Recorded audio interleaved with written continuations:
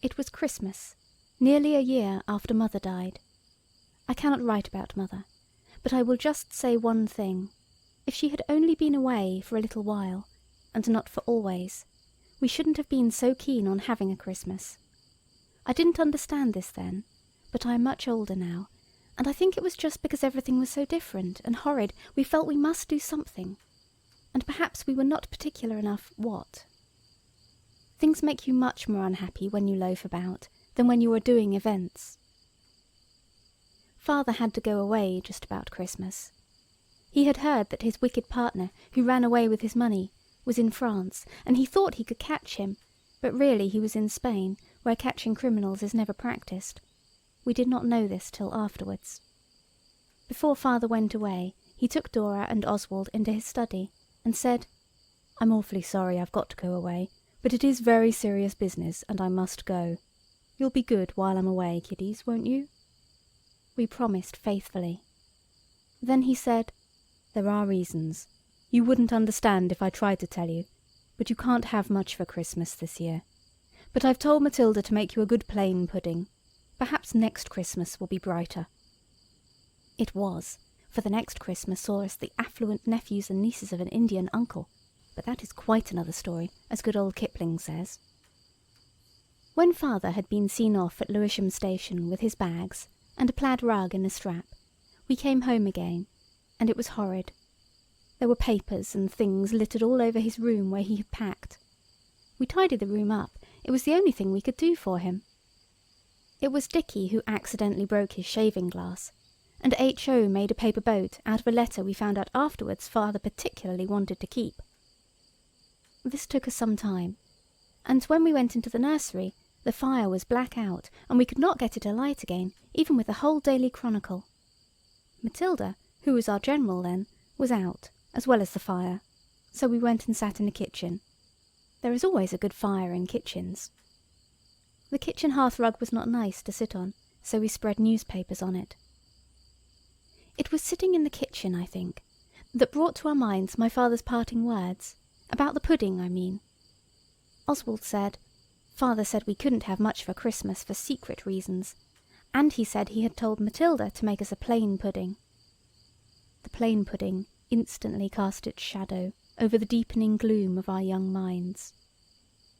"I wonder how plain she'll make it," Dicky said. As plain, you may depend," said Oswald. Here am I, where are you, pudding. That's her sort."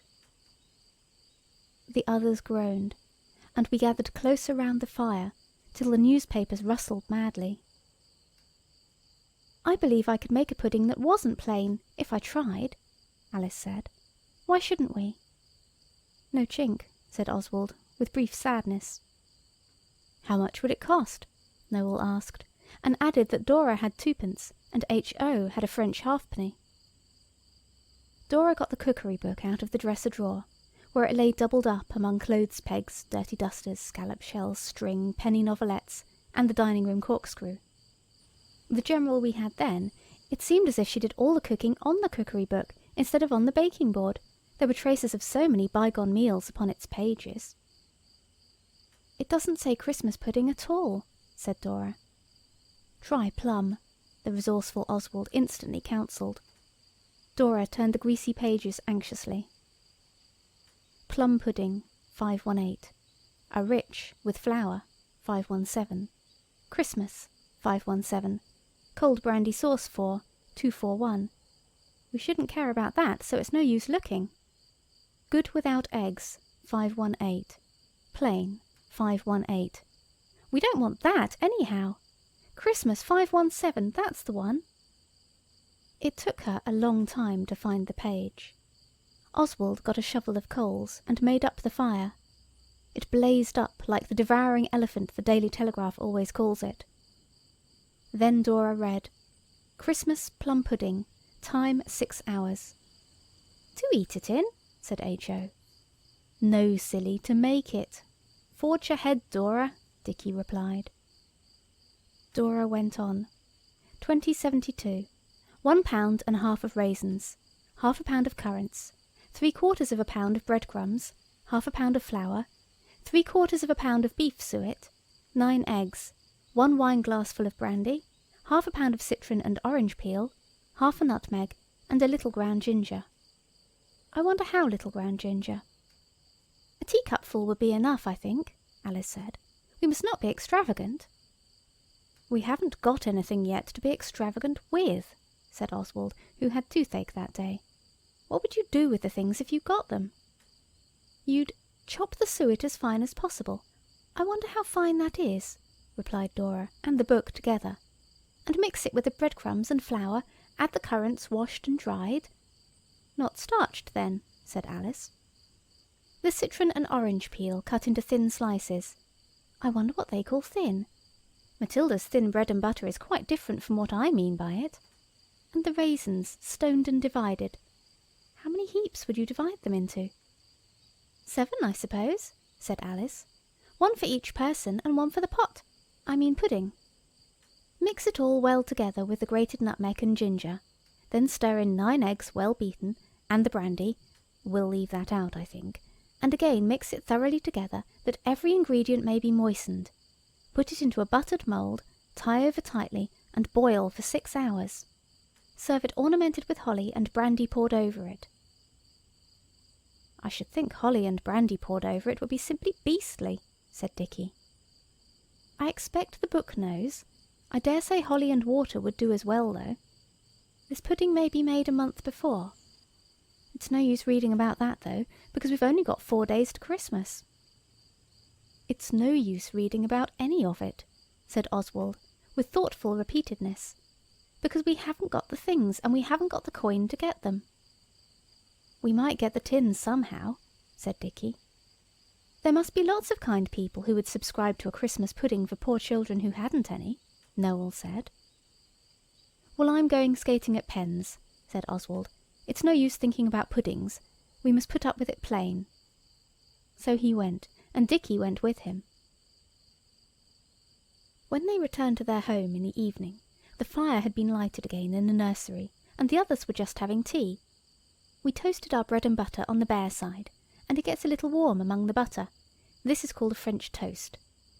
I like English better, but it is more expensive, Alice said. Matilda is in a frightful rage about your putting those coals on a kitchen fire, Oswald. She says we shan't have enough to last over Christmas as it is. And Father gave her a talking to before he went about them. Asked her if she ate them, she says, but I don't believe he did. Anyway, she's locked the coal cellar door, and she's got the key in her pocket. I don't see how we can boil the pudding. What pudding? Said Oswald dreamily. He was thinking of a chap he had seen at Penn's, who had cut the date 1899 on the ice with 4 strokes. The pudding, Alice said. Oh, we've had such a time, Oswald. First Dora and I went to the shops to find out exactly what the pudding would cost. It's only 2 and 11 halfpenny, counting in the holly.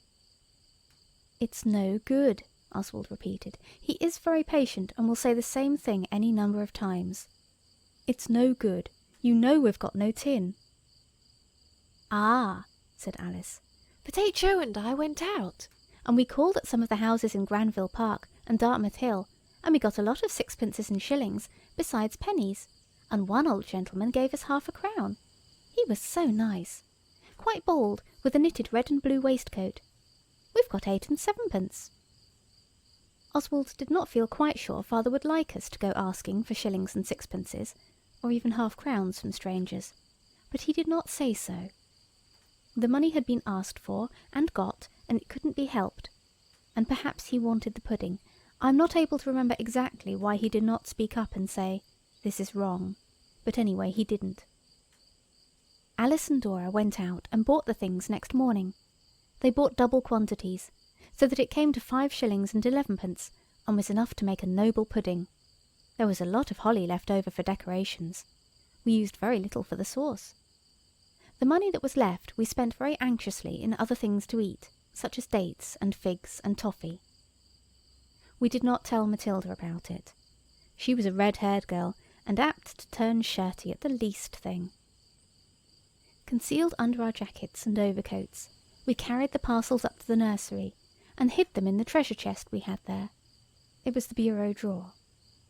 It was locked up afterwards because the treacle got all over the green baize and the little drawers inside it, while we were waiting to begin to make the pudding. It was the grocer told us we ought to put treacle in the pudding, and also about not so much ginger as a teacupful. When Matilda had begun to pretend to scrub the floor, she pretended this 3 times a week, so as to have an excuse not to let us in the kitchen, but I know she used to read novelettes most of the time, because Alice and I had a squint through the window more than once. We barricaded the nursery door and set to work. We were very careful to be quite clean. We washed our hands as well as the currants. I have sometimes thought we did not get all the soap off the currants. The pudding smelt like a washing day when the time came to cut it open. And we washed a corner of the table to chop the suet on. Chopping suet looks easy till you try. Father's machine he weighs letters with did to weigh out the things. We did this very carefully, in case the grocer had not done so. Everything was right except the raisins. H.O. had carried them home. He was very young then, and there was a hole in the corner of the paper bag, and his mouth was sticky. Lots of people have been hanged to a gibbet in chains on evidence no worse than that, and we told H.O. so till he cried. This was good for him. It was not unkindness to H.O., but part of our duty. Chopping suet as fine as possible is much harder than anyone would think, as I said before. So is crumbling bread, especially if your loaf is new like ours was. When we had done them, the breadcrumbs and the suet were both very large and lumpy, and of a dingy grey colour, something like pale slate pencil. They looked a better colour when we had mixed them with the flour. The girls had washed the currants with brown Windsor soap and the sponge. Some of the currants got inside the sponge, and kept coming out in the bath for days afterwards. I see now that this was not quite nice. We cut the candied peel as thin as we wish people would cut our bread and butter. We tried to take the stones out of the raisins, but they were too sticky, so we just divided them up in 7 lots. Then we mixed the other things in the wash-hand basin from the spare bedroom that was always spare. We each put in our own lot of raisins, and turned it all into a pudding basin, and tied it up in one of Alice's pinafores, which was the nearest thing to a proper pudding cloth we could find, at any rate clean. What was left sticking to the wash-hand basin did not taste so bad. "It's a little bit soapy," Alice said, "but perhaps that will boil out, like stains in tablecloths." It was a difficult question how to boil the pudding. Matilda proved furious when asked to let us, just because someone had happened to knock her hat off the scullery door, and Pincher had got it and done for it. However, part of the embassy nicked a saucepan, while the others were being told what Matilda thought about the hat, and we got hot water out of the bathroom and made it boil over our nursery fire. We put the pudding in it. It was now getting on towards the hour of tea, and let it boil. With some exceptions, owing to the fire going down and Matilda not hurrying up with coals, it boiled for an hour and a quarter. Then Matilda came suddenly in and said, "I'm not going to have you messing about in here with my saucepans," and she tried to take it off the fire. You will see that we couldn't stand this. It was not likely. I do not remember who it was that told her to mind her own business, and I think I have forgotten who caught hold of her first to make her chuck it. I'm sure no needless violence was used. Anyway, while the struggle progressed, Alice and Dora took the saucepan away and put it in the boot cupboard under the stairs and put the key in their pocket. This sharp encounter made everyone very hot and cross. We got over it before Matilda did, but we brought her round before bedtime. Quarrels should always be made up before bedtime. It says so in the Bible. If this simple rule was followed, there would not be so many wars and martyrs and lawsuits and inquisitions and bloody deaths at the stake. All the house was still. The gas was out all over the house, except on the first landing, when several darkly shrouded figures might have been observed creeping downstairs to the kitchen. On the way, with superior precaution, we got out our saucepan. The kitchen fire was red, but low. The coal cellar was locked, and there was nothing in the scuttle but a little coal dust, and the piece of brown paper that is put in to keep the coals from tumbling out through the bottom where the hole is. We put the saucepan on the fire and plied it with fuel. 2 Chronicles, a Telegraph, and 2 Family Herald novelettes were burned in vain. I am almost sure the pudding did not boil at all that night. "Never mind," Alice said. "We can each nick a piece of coal every time we go into the kitchen tomorrow. This daring scheme was faithfully performed, and by night we had nearly half a waste paper basket of coal, coke, and cinders. And in the depth of night once more we might have been observed, this time with our collier-like waste paper basket in our guarded hands. There was more fire left in the grate that night, and we fed it with the fuel we had collected. This time the fire blazed up, and the pudding boiled like mad. This was the time it boiled 2 hours, at least I think it was about that, but we dropped asleep on the kitchen tables and dresser. You dare not be lowly in the night in a kitchen because of the beetles. We were aroused by a horrible smell. It was the pudding cloth burning. All the water had secretly boiled itself away. We filled it up at once with cold, and the saucepan cracked. So we cleaned it and put it back on the shelf, and took another and went to bed. You see what a lot of trouble we had over the pudding. Every evening till Christmas, which had now become only the day after tomorrow, we sneaked down in the inky midnight and boiled that pudding for as long as it would. On Christmas morning we chopped the holly for the sauce, but we put hot water instead of brandy and moist sugar. Some of them said it was not so bad. Oswald was not one of these. Then came the moment when the plain pudding father had ordered smoked upon the board. Matilda brought it in, and went away at once. She had a cousin out of Woolwich Arsenal to see her that day, I remember. Those far-off days are quite distinct in memory's recollection still. Then we got out our own pudding from its hiding-place, and gave it one last hurried boil, only 7 minutes, because of the general impatience which Oswald and Dora could not cope with. We had found means to secrete a dish, and we now tried to dish the pudding up, but it stuck to the basin and had to be dislodged with a chisel. The pudding was horribly pale. We poured the holly sauce over it, and Dora took up the knife and was just cutting it, when a few simple words from H.O. turned us from happy and triumphing cookery artists to persons in despair. He said, "How pleased all those kind ladies and gentlemen would be if they knew we were the poor children they gave the shillings and sixpences and things for." We all said, "What?" It was no moment for politeness. "I say," H.O. said, "they'd be glad if they knew it was us was enjoying the pudding, and not dirty little really poor children." "You should say you were, not you was," said Dora, but it was as in a dream, and only from habit. "Do you mean to say," Oswald spoke firmly, yet not angrily, "that you and Alice went and begged for money for poor children, and then kept it?" "We didn't keep it," said H.O. "We spent it." "We've kept the things, you little duffer," said Dicky, looking at the pudding sitting alone and uncared for on its dish. "You begged for money for poor children, and then kept it. It's stealing, that's what it is. I don't say so much about you. You're only a silly kid, but Alice knew better. Why did you do it?" He turned to Alice, but she was now too deep in tears to get a word out. H.O. looked a bit frightened, but he answered the question. We have taught him this. He said, "I thought they'd give us more if I said poor children than if I said just us." "That's cheating," said Dicky. "Downright beastly mean low cheating." "I'm not," said H.O., "and you're another." Then he began to cry too. I do not know how the others felt, but I understand from Oswald that he felt that now the honour of the House of Bastable had been stamped on in the dust, and it didn't matter what happened. He looked at the beastly holly that had been left over from the sauce and was stuck up over the pictures.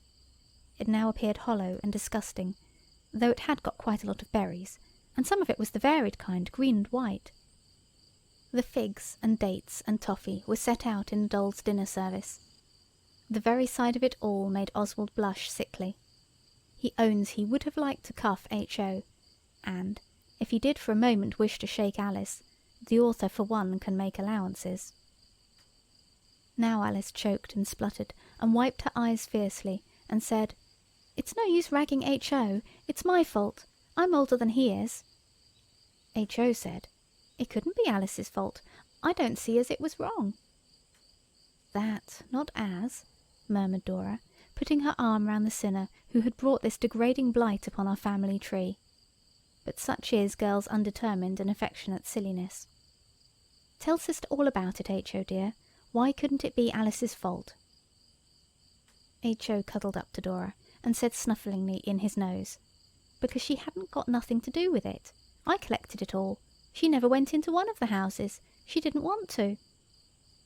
"And then took all the credit of getting the money," said Dicky savagely. Oswald said, "Not much credit," in scornful tones.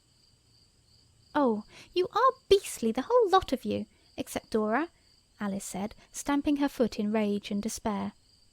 "I tore my frock on a nail going out, and I didn't want to go back, and I got H.O. to go to the houses alone, and I waited for him outside. And I asked him not to say anything because I didn't want Dora to know about the frock. It's my best. And I don't know what he said inside. He never told me. But I'll bet anything he didn't mean to cheat. You said lots of kind people would be ready to give money to get pudding for poor children, so I asked them to." Oswald, with his strong right hand, waved a wave of passing things over.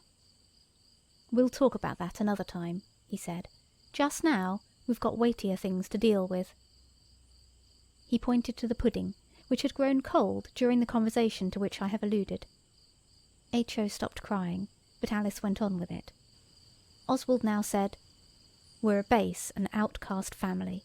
Until that pudding's out of the house, we shan't be able to look anyone in the face. We must see that that pudding goes to poor children, not grizzling, grumpy, whiny-piney, pretending poor children, but real poor ones, just as poor as they can stick." "And the figs too, and the dates," said Noel, with regretting tones. "Every fig," said Dicky sternly. "Oswald is quite right." This honourable resolution made us feel a bit better. We hastily put on our best things and washed ourselves a bit, and hurried out to find some really poor people to give the pudding to. We cut it in slices ready, and put it in a basket with the figs and dates and toffee. We would not let H.O. come with us at first because he wanted to, and Alice would not come because of him, so at last we had to let him. The excitement of tearing into your best things heals the hurt that wounded honour feels, as the poetry writer said, or at any rate it makes the hurt feel better. We went out into the streets. They were pretty quiet. Nearly everybody was eating its Christmas dessert.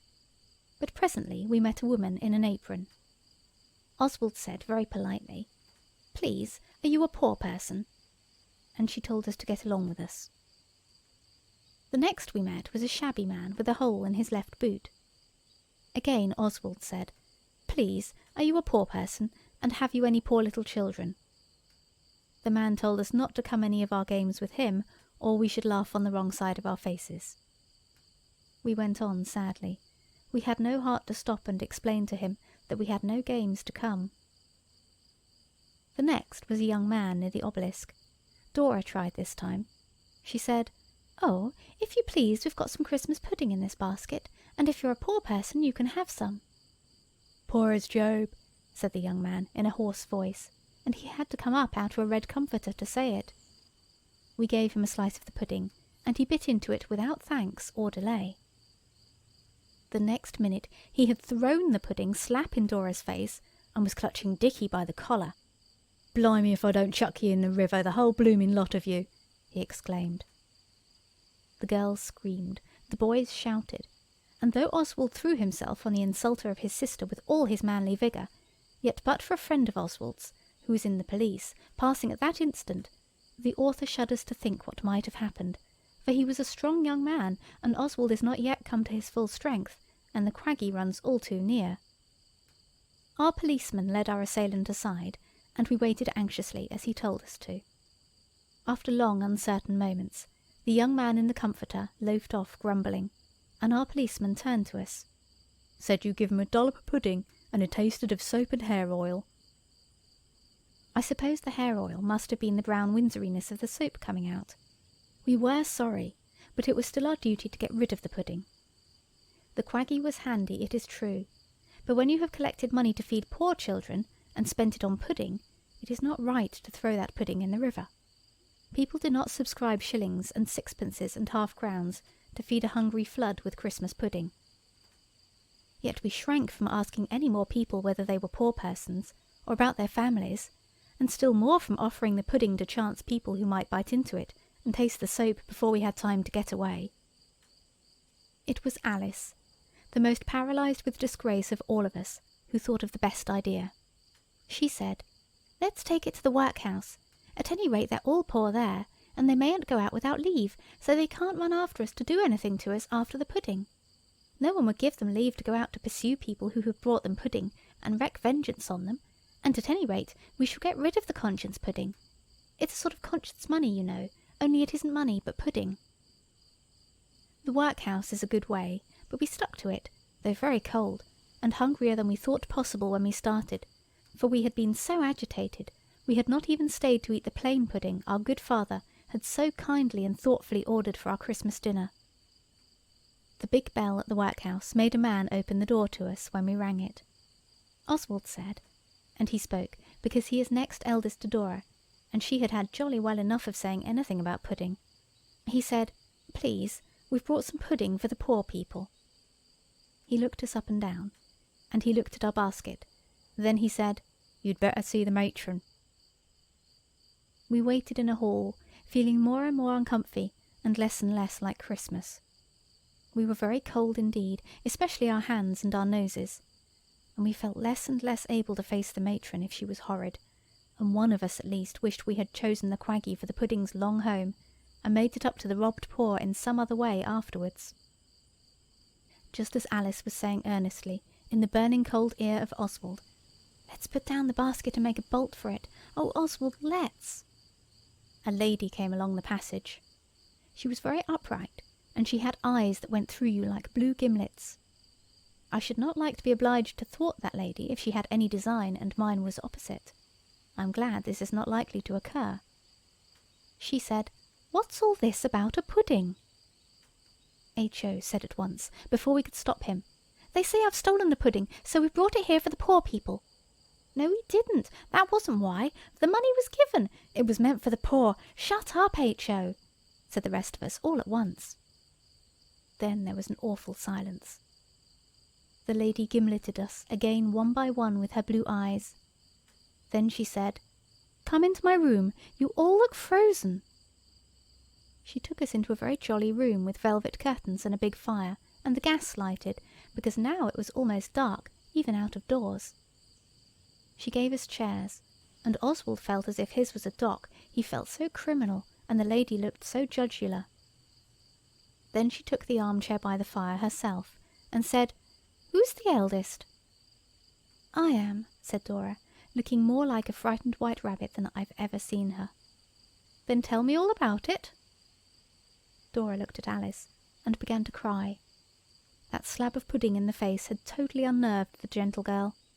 Alice's eyes were red, and her face was puffy with crying, but she spoke up for Dora, and said, "Oh, please let Oswald tell. Dora can't. She's tired with the long walk, and a young man threw a piece of it in her face, and—" The lady nodded, and Oswald began. He told the story from the very beginning, as he has always been taught to, though he hated to lay bare the family honours wound before a stranger, however judge-like and gimlet-eyed. He told all, not concealing the pudding-throwing, nor what the young man had said about soap. "So," he ended, "we want to give the conscience pudding to you. It's like conscience money, you know what that is, don't you? But if you really think it is soapy, and not just the young man's horridness, perhaps you'd better not let them eat it. But the figs and things are all right." When he had done, the lady said, for most of us were crying more or less, "Come, cheer up. It's Christmas time, and he's very little, your brother, I mean. And I think the rest of you seem pretty well able to take care of the honour of the family. I'll take the conscience pudding off your minds. Where are you going now?" "Home, I suppose," Oswald said, and he thought how nasty and dark and dull it would be, the fire out most likely, and farther away. "And your father's not at home, you say?" the blue gimlet lady went on. "What do you say to having tea with me, and then seeing the entertainment we have got up for our old people?" Then the lady smiled, and the blue gimlets looked quite merry. The room was so warm and comfortable, and the invitation was the last thing we expected. It was jolly of her, I do think. No one thought quite at first of saying how pleased we should be to accept her kind invitation. Instead, we all just said, "Oh," but in a tone which must have told her we meant, "Yes, please," very deeply.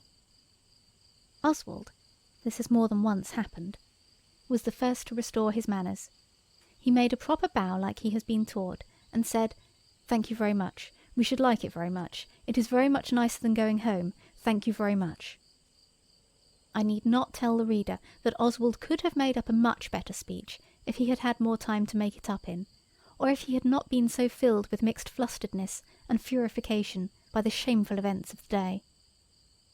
We washed our faces and hands, and had a first-rate muffin and crumpet tea with slices of cold meats and many nice jams and cakes. A lot of other people were there, most of them people who were giving the entertainment to the aged poor. After tea it was the entertainment. Songs, and conjuring, and a play called Box and Cox, very amusing, and a lot of throwing things about in it, bacon and chops and things, and nigger minstrels. We clapped till our hands were sore. When it was over we said goodbye. In between the songs and things, Oswald had had time to make up a speech of thanks to the lady. He said, "We all thank you heartily for your goodness. The entertainment was beautiful. We shall never forget your kindness and hospitableness." The lady laughed, and said she had been very pleased to have us. A fat gentleman said, "And your teas? I hope you enjoyed those, eh?" Oswald had not had time to make up an answer to that, so he answered straight from the heart, and said, "Rather!" And everyone laughed, and slapped us boys on the back, and kissed the girls, and the gentleman who played the bones in the nigger minstrels saw us home. We ate the cold pudding that night, and H.O. dreamed that something came to eat him, like it advises you to in the advertisements on hoardings. The grown-up said it was the pudding, but I don't think it could have been that, because, as I have said more than once, it was so very plain. Some of H.O.'s brothers and sisters thought it was a judgment on him for pretending about who the poor children were he was collecting the money for. Oswald does not believe such a little boy as H.O. would have a real judgment made just for him and nobody else, whatever he did. But it certainly is odd. H.O. was the only one who had bad dreams, and he was also the only one who got any of the things we bought with that ill-gotten money, because, you remember, he picked a hole in the raisin paper as he was bringing the parcel home. The rest of us had nothing, unless you count the scrapings of the pudding basin, and those don't really count at all.